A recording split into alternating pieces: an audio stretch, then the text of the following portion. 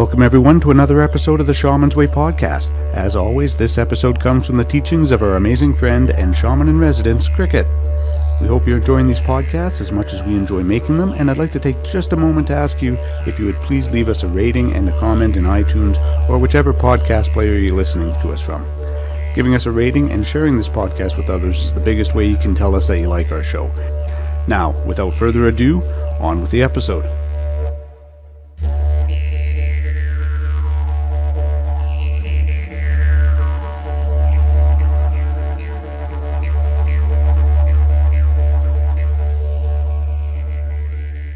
Well, hello to my constant listeners. Happy solstice to you. Unless it's not solstice where you are or you're listening to it at another point in time, then by golly, pass that by. Hello to my semi-constant listener. I won't bother saying happy solstice to you because we just figured that out with a constant listener. And to you, new listener, if you are a little bit confused, sit back. It might get a little less so as we move along. Hello, hail, welcome. For me, it is winter solstice. I wanted to chat with you about the Crone of Winter Solstice, the crone that sits in the north of the medicine wheel. Now, the crone is the final face of the goddess, the three-faced being. Well, that's likely been with us far longer than my research skills have the knack to find. I want to break from my usual voice, speak of the goddess, but because, especially you, constant listener, you know this, I am still going to want to bring our remembering to a time when the myth spoke of no gender, and there were many three-faced beings. Our understanding of the world as we know it has grown tremendously through time. It really is our deep desire to understand even the minutiae of spirit, that we break it into parts, discernible, representative, relatable, and most definitely recognizable. Today, in my own meandering way, I want to introduce you to the crone who sits with me ever so often, and especially on winter solstice. She is the third face. However you see Crone, well, that is exactly who she is and exactly how she looks. Crone is often the most feared and certainly the least understood of the three aspects of the goddess. The crone deals with death and the end of cycles. She is winter, night, outer space, the abyss, menopause, advancement of age, wisdom, counsel, the gateway to death and reincarnation, and the initiator into the deepest of mysteries and prophecies. It took more than one journey on more than one solstice night to meet the crone who sits in the north on my wheel. And one time I found myself alone on a path I did not know in the depths of winter. But the sky was so bright with countless stars, and the ground sparkled with fresh fallen snow. And if you live in the northern regions, you know the snow I speak of, the kind where it is almost so cold that there is ice even upon the snow itself. So it was crisp, the air, and sharp was the air against my skin. And above me on a rocky crag, I saw the glow of a fire. And because it was really chilly and I instinctively walked towards fire, I arrived, as one would note, and there sat in the golden circle of a firelight was a woman. And her face was lined with age, and her long silver hair was threaded with hawk and owl feathers. But it was her cloak. Her dark cloak was dotted with stars, as mesmerizing as the night sky, and around her neck hung circlets of threaded bones. To her left was a staff rooted in the ground, topped with a bear's skull, and to her right, a hunched, leafless, weathered tree, so weathered it was gnarled by the countless storms. And amongst its branches an owl nestled, its dark eyes as fathomless and watchful as the depths of space. I knew this woman. She is as ancient as time, and held within her silence is the knowledge of countless ages of generations, of countless lives and deaths. She is the keeper of ancestral memories. I know this woman. Grandmother of stone, of mountain, cliff, and cave, rocky, wind-swept crag, the bedrock of strength and endurance. Ancient bone mother. She is the frame upon which our lives take shape, rugged and timeless. Her wildness inspires journeys into the remote and lonely places of our souls, for it is here that we find her. Her face bright in the moonless night, her profound winter stillness, our sacred song of dark wisdom. She is the starry heavens and the depths of space, the place where life returns after death, the place where all potential dwells. Spinner and weaver, she works the threads of life into complex patterns of beauty and wonder. Bone keeper, she sings over our bones and remakes us anew, keen as beak and talon, beautiful as the arching sky that carries her feathered spirit. She is the ancient crone of all knowing, and in the depths of winter, just like now, she calls to us.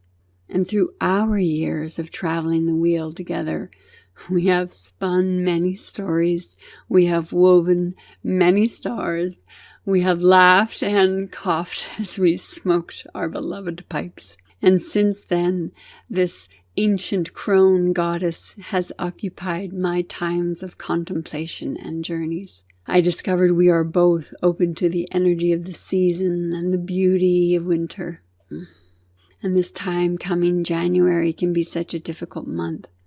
And even though, and so can February, you know that, especially if you live north. But I don't even know about north because I live in Edmonton and there's a whole lot more north of me. Anyway, that's a tangent. I'm not going to go there. But January and February, you're like, they're difficult. Even though the light's coming back, it's just, sometimes the winter can feel so relentless. And it can feel very gloomy post the Christmas holiday frenzy. And this solstice, this dark and sadly cancelled COVID solstice, this is a remembrance of the life-death cycle. The life-death-rebirth cycle is heavy this winter season. However, I've worked really hard in the last year, and I have felt something very different. And even though chaos surrounds me, somehow I'm feeling settled and peaceful. My life over the last 3.5, 4 years has been deeply challenging for many different reasons. And it had begun to feel like I'd been taking up permanent residence in the weaving and the unraveling of the tapestry, which is my life, constantly woven by transformative energy. I felt like I was suspended in a perpetual Samhain of loss, grief, and enforced this relentless confrontation with my shadow self, my younger self, that burgeoning of my wounds all bubbling to the surface. I felt like I was the shuttle on the loom of creating the tapestry, being passed from one end of the weaver's frame to the other end of the weaver's frame by the crone. And over this time, I felt my old self falling away to the floor as discarded threads. It's been painful and brought me moments of deep depression and anger.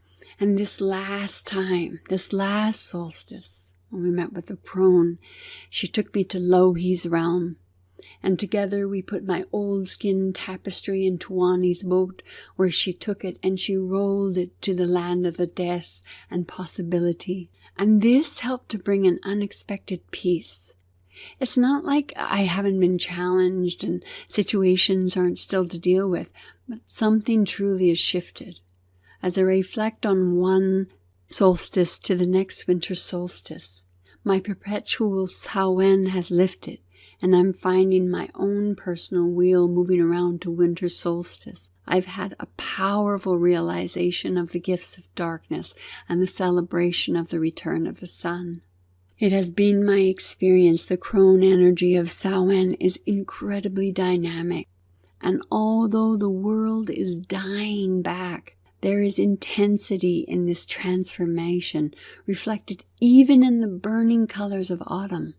This energy of transition can be a massive challenge, and my own resistance creates a tension itself, and that in and of itself creates its very own energy.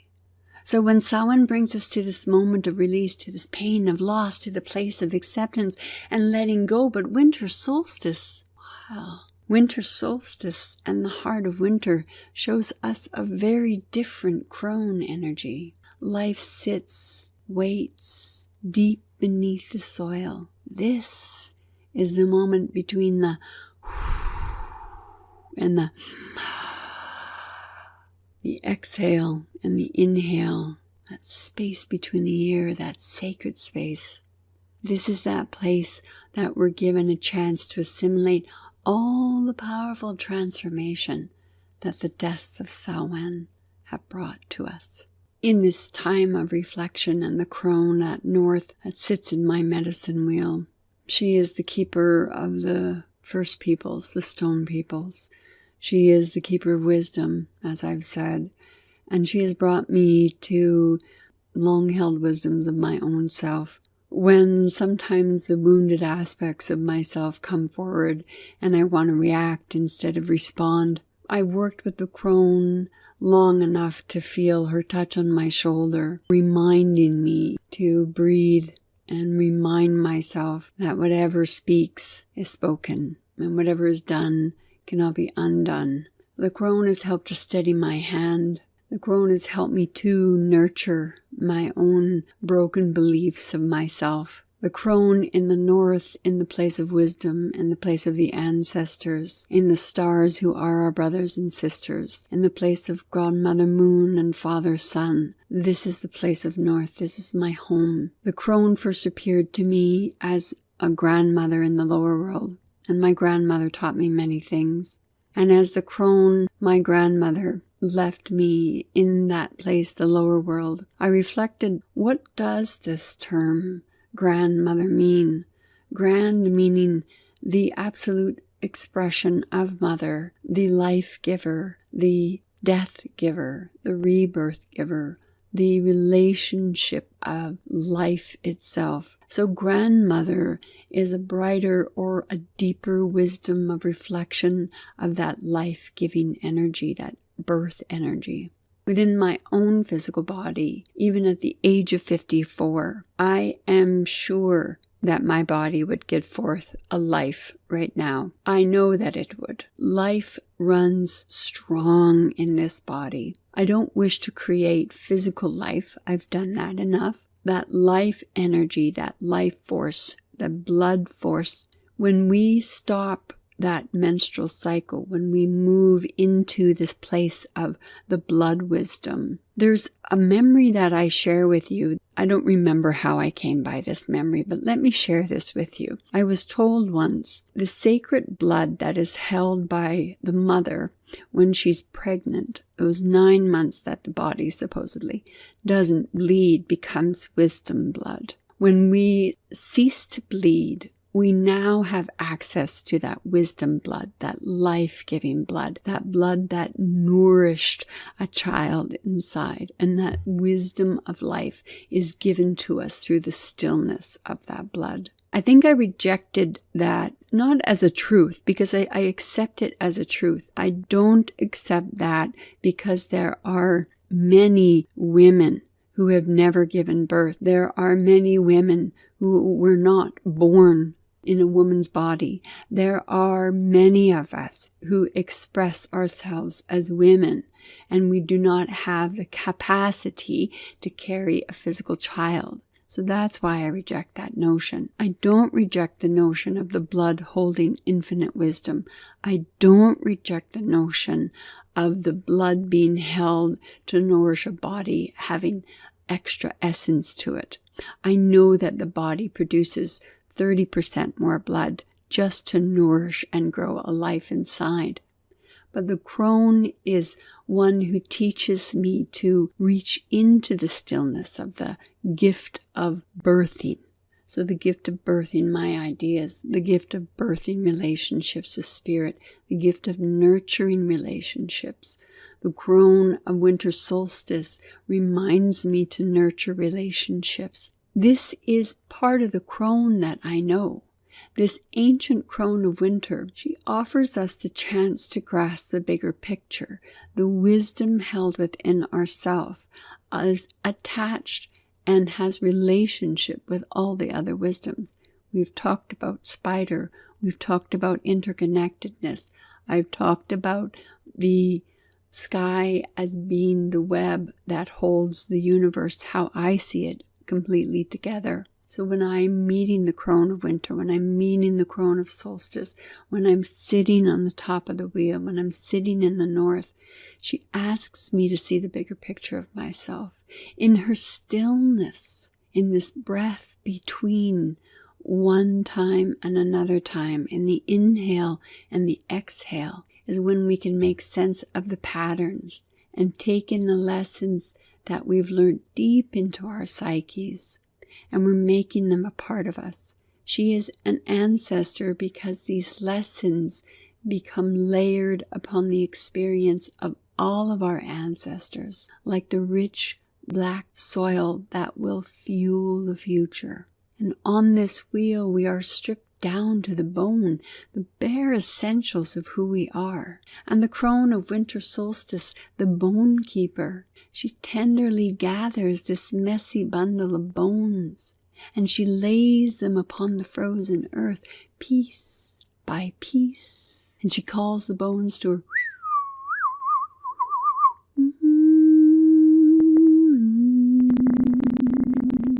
Come back to life. Come back to life.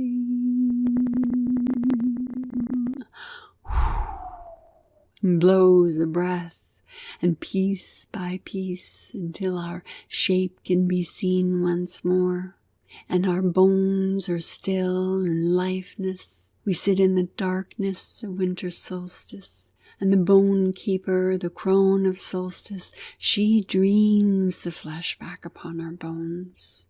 Her strength becomes the fabric of our sinew, and when the time is right, light the spark of inspiration that is within us, that reanimates our very being.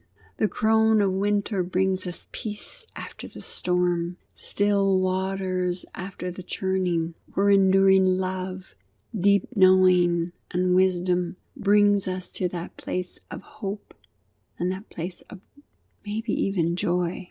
Winter solstice is that place of dark stillness that explodes into starlight, for we are each a burning star born in her dark and infinite womb, and we are each an expression of hope and the new vision of born, of endings and release.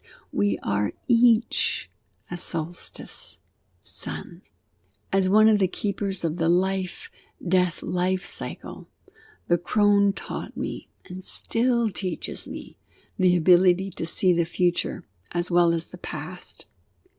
In the last 3.5 to 4 years, where my tapestry has been unwoven and rewoven and thought out again, when I have encountered the caves of myself, the caves of my own understanding, she has brought me a deeper intuition, a sharper clarity, more abilities to see than I've ever had before.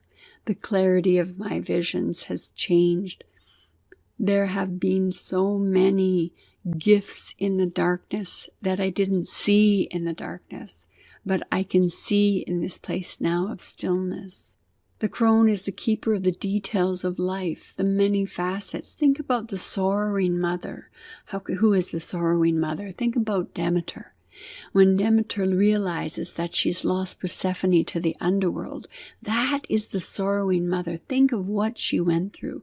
Remember how she withheld her energy from the earth. Remember what she did, who she bargained with, how many gods and goddesses came to her. But she couldn't be complacent. Her sorrow, her depression, her grief couldn't be assuaged until Persephone returned. So here in this sorrow, in this time, is this ensued imbalance, both love and sadness, for any pain experienced in the process. Crone also gives justice. She sits in the north. She's the ancestors. How many turns of the personal medicine wheel does it take to take the mantle of your own wheel? One of my favorite stories, Godmother Death, La Calavera. She gives the guidance in the search for truth and the elixirs of life and death. Having lived long and experienced much, the crone accepts responsibilities, including the challenge to distill what has been learned into wisdom that can be shared. Right now, outside my window, it is minus 20 Celsius. The earth has withdrawn inside of herself. And winter really brings the hardships of cold and the shortness of daylight. And very little outer growth appears to have happened. But deep within the earth, remember, those roots are still growing. They're still bringing stability and nutrients to that which is required. All of nature has slowed down, waiting for the energy of change. And due to the restraints of winter, many of us, and in COVID times, we have been forced to slow down. We've been forced to conserve energy. We have a natural inclination to shift our awareness to focus within ourselves, that alert awareness, that awake awareness. Tuned in, turned in. The crone's capacities are flavored with a particular sharpness, clarity, and strength. And walking my wheel into my own crone, I have learnt the wisdom of working with both the masculine and the feminine. The crone, with her ability to stir death energies, can instigate some major breakdowns before the life of energy returns, bringing with it the breakthroughs. When I stand in my healthy crone, I have the ability to unflinchingly speak truth to power. Though it may be painful on the receiving end, my intention is to do no harm. I can stand fully in being fierce and in being compassionate. The crone, in her many ways, brings capacity to be with chaos and uncertainty, to be able to perceive the best next step in the unfolding of what has been trying to emerge. The crone doesn't need to know more. With intuition, with insight and faith and the north, perceive what is the best. How can this unfolding emerge? The crone lives in that meeting place, that north place of knowing and mystery. Synchronicities and dreams are a natural form of communication and tool, such as journeys. Winter solstice crone is more spiritually awake and in tune with the sacredness of all existence. She is the wayfinder, the guide between the realms, embracing dark and light. Now, the crone has certainly taken me through my paces. I feel I can now come to another place inside myself, to have an open heart and to be okay with heartbreak. As Rumi said, "Oh, break my heart, oh, break my heart, oh, break my heart again, that I may learn to love again." My own suffering and the global suffering of others is not lost upon me. She brings the strength and the discernment to know what must die and pass away, even if it's an idea or painful loss of a business, a career. She has helped me to recognize that death is such a necessary and sacred part of life, not the enemy of it. There's also the Crohn wound, and that's on the other side of the wheel. And as much as we can embrace the power and the certainty of Crohn, we can be influenced by the wounds deep within us, such as I've been explaining some of the unraveling I experienced when I was deep in my own wounds. And if you're standing in the wounded Crohn, what if you think, I don't have enough knowledge, I don't have enough connections, I don't have enough influence? That's the Crohn wound. The over-identification, though, with the Crohn archetype, now that can activate shadow, as in the hag. How many of us, raise your interior hand, right? Roll your interior eyebrow. How many of us have experienced the hag? Thanks, Disney. Thanks to any number of stories, we've all encountered the hag. That's the over-identification with the Crohn archetype. The active shadow Crohn, speaking and conniving, as only hags apparently can. So what would be the shadow of intuition or the shadow of knowing? So the shadow of that would be the avenue to use those ways of knowing to gather information as a source of ego-centered power. Maybe delivering your wisdom in a mean-spirited, truth-telling way. And as much as I said earlier, I can speak truth to power, speaking truth to power doesn't have to be mean-spirited.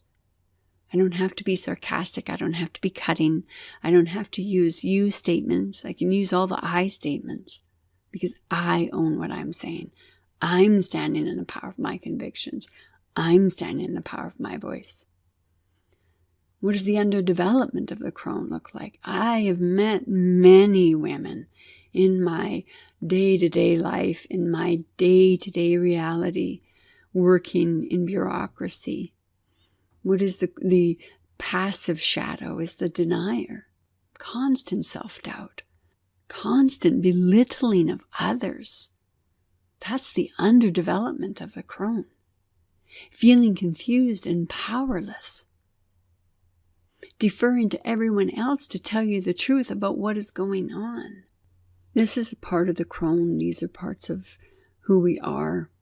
These are the collective memories of the hag, of the denier, of all of these things, the archetypes of selves. They survive in our collective memories, in our very cells.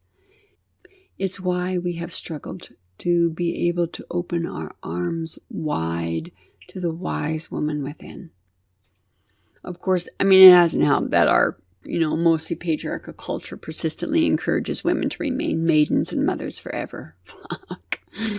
But this is not to be. I think we're rising now. I think we have come to an awakening, whether people like it or not. Crohn is a part of the activation of the self, the activation of the soul. So how do we bring this Crohn into the light? When the light of your conscious awareness burns through the Crohn shadows, the healthy Crohn begins to gather strength and substance in your psyche. So what could this look like? What if you were able to hold seemingly opposites without contradiction? What if you were able to cut away what no longer serves or allow it to dissolve? How does this healthy Crohn come through? Look into your own patterns of the chaos. What is piercing through your confusion? Draw upon all the sources of knowing, whether it's conventional or not. Good gracious, I'm not conventional. And if you're listening to this voice, you're not very conventional either. And stay with the not knowing. The mystery. That is what it is called.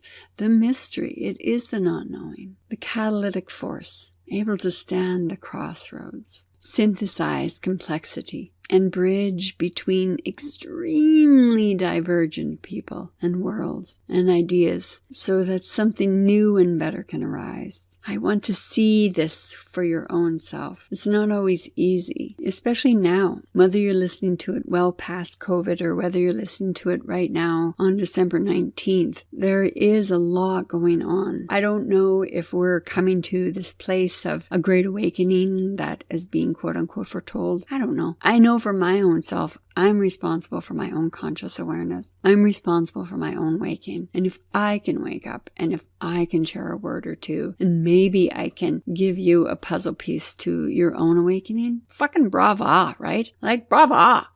So that would be standing in your own sense of self. So the solstice renewal ceremonies, they follow 4 simple steps: mortification, purgation, invigoration, and finally, jubilation. In mortification. Now, constant listener, you know, I'm going to know what the root word of that is. It's mort, and it means death.